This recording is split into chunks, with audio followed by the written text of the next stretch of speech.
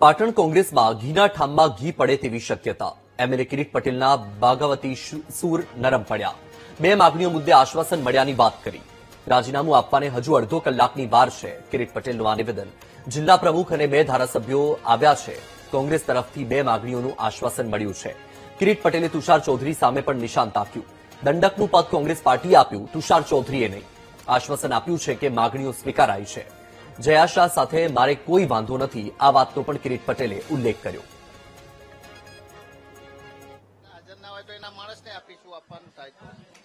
બાકી જે અમારી માગણીઓ હતી, અમારા પ્રમુખ ઉપર ફોન આવે, બે સાથી ધારાસભ્યો એ સંમત થયા છે. તમારી માગણીઓ અમે ટૂંક સમયમાં ઉકેલ લાવીએ છીએ.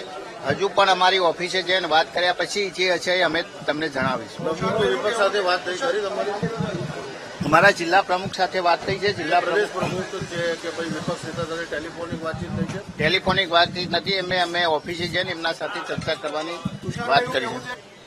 તુષારભાઈએ અને કોંગ્રેસ પાર્ટીએ અમને આ પદ આપ્યું છે, એટલે અમારે રાજીનામું સ્વાભાવિક રીતે કોંગ્રેસ પાર્ટીને જ આપવાનું થાય અને આ વ્યવસ્થાના ભાગરૂપે જ હોય છે. કોઈ પણ દંડક કે જે પદ હોય છે એ કોઈ પણ રીતે બંધારણીય પદ હોતું નથી. એ પાર્ટીની વ્યવસ્થા માટે હોય છે. કોંગ્રેસ હોય કે ભાજપ હોય, દંડકનું પદ એ પાર્ટીની વ્યવસ્થા માટે જ હોય છે. અમારી જે બે માગણીઓ છે, માગણીઓ અમે સ્વીકારીએ છીએ અને અમે અમારી સાથે ચર્ચા કરવા માટે અમારા જિલ્લા પ્રમુખને મોકલ્યા છે. ચર્ચા કર્યા પછી અમે ઓફિસે જઈ અને પછી વાત કરી.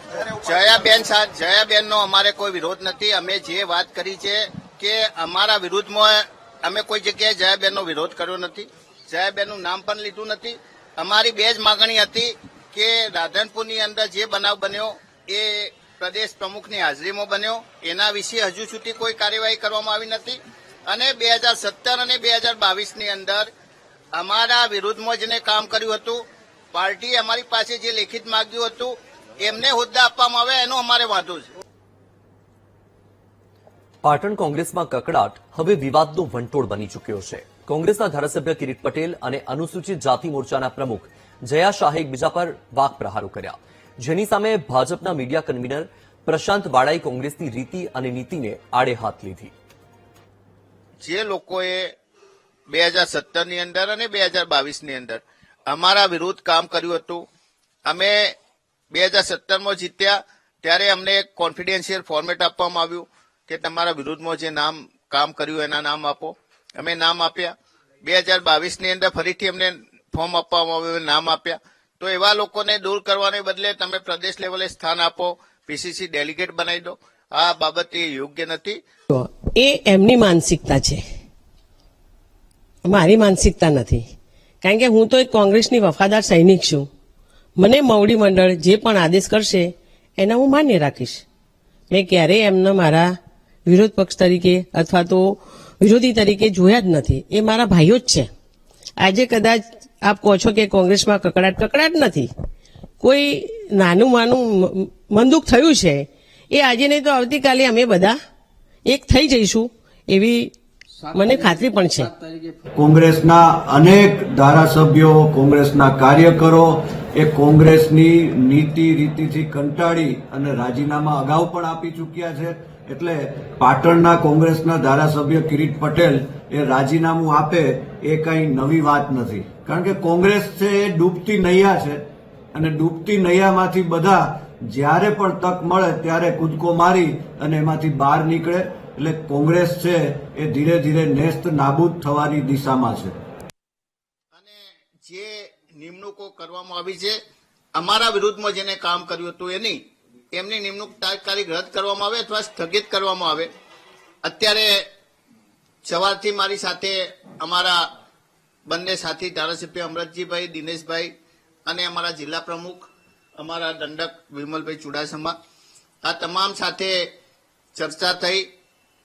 છેલ્લે અમિતભાઈ ચાવડા સાથે પણ ચર્ચા થઈ અને એમને વિશ્વાસ આપ્યો છે કે 4-5 દિવસની અંદર 4 તારીખ બાદ જ્યારે આ યાત્રા જેવી પૂરી થશે, એવી યાત્રા પૂરી થયા પછી તમારી જે બંને માગણીઓ છે એ બંને માગણીઓ વિશે અમારો નિર્ણય લેવાઈ ગયો છે.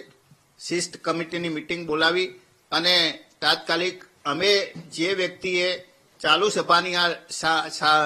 સભામાં પ્રદેશ મોવડી મંડળની આગેવાનીમાં એમની હાજરીમાં જે પાર્ટીને નુકસાન કરવાનો અને પાર્ટીને બદનામ કરવાનો અને અમને ભાષણ રોકવાનો પ્રયાસ કર્યો તો એમની સામે એક્શન લેવામાં આવશે. અને જે અમારા વિરુદ્ધમાં જે વ્યક્તિઓએ કામ કર્યું હતું એવા વ્યક્તિઓ કોણ છે એમના નામ એ જે પ્રદેશ કક્ષાએ એમને સમાવવામાં આવ્યા છે એમને રદ કરવામાં આવશે.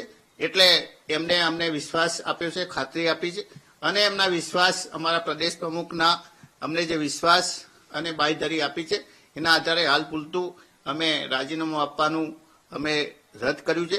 પરંતુ આ સમગ્ર બાબતની જાણ અમે પત્ર લખી અને જે હકીકત બની છે એ અંગ્રેજીની અંદર અમે ડ્રાફ્ટ તૈયાર કર્યો છે અને એ ડ્રાફ્ટ અમે કેસી વેણુગોપાલ અને એઆઈસીસીને મોકલી આપીશું.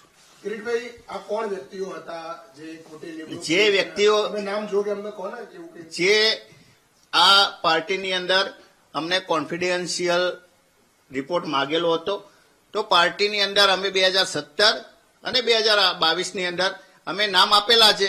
પાર્ટીની અંદર એઆઈસીસીની અંદર અને પીસીસીની અંદર આવા નામ એ પડેલા છે. કોન્ફિડેન્શિયલ રિપોર્ટ એ પાર્ટી પાસે છે. એ પાર્ટી જ્યારે એ ઉપર એક્શન લેશે ત્યારે અમે નામ જાહેર કરીશું.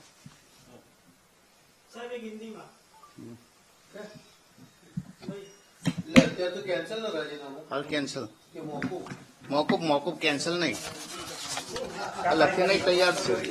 किरीटभाई, आपकी नाराजगी दूर हुई है, हाईकमान से बातचीत हुई है, क्या डिसीजन लिया गया है इस्तीफे के बारे में? आज અમને તો સાંભળ્યું કે પાટણમાં જે આંતરિક વિખવાદ છે એ વિખવાદને લઈને કિરીટ પટેલે રાજીનામું આપવાની વાત કરી હતી અને 3 વાગ્યે રાજીનામું આપવાની વાત હતી. હવે તેમના સૂર બદલાયેલા જોવા મળી રહ્યા છે.